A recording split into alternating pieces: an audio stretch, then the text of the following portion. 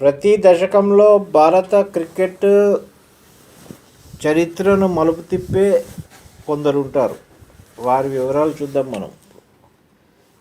70వ దశకంలో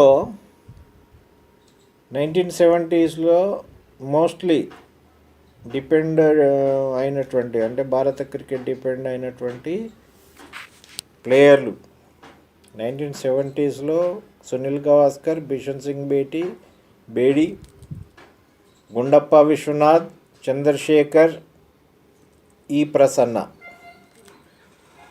తర్వాత 1980స్లో కపిల్ దేవ్, సునీల్ గవాస్కర్, అమర్నాథ్, వెంకసర్కర్, రవిశాస్త్రి.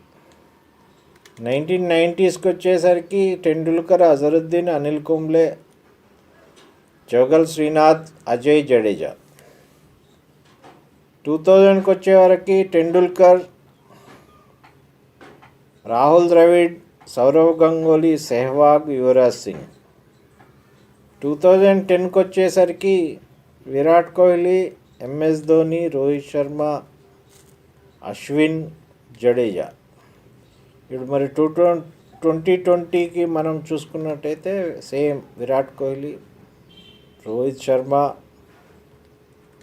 తర్వాత గిల్, బుమ్రా,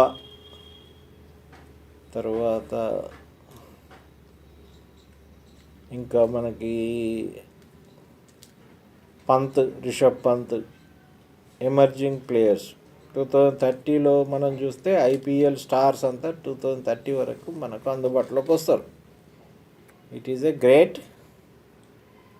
ఐపీఎల్ చాలా ఇండియన్ క్రికెట్ని ముందుకు తీసుకెళ్తున్నది. Not only Indian cricket but also మొత్తం వరల్డ్ క్రికెట్ని మొత్తం ఆహ్వానం చేస్తున్నది ఐపీఎల్ అనడంలో ఎలాంటి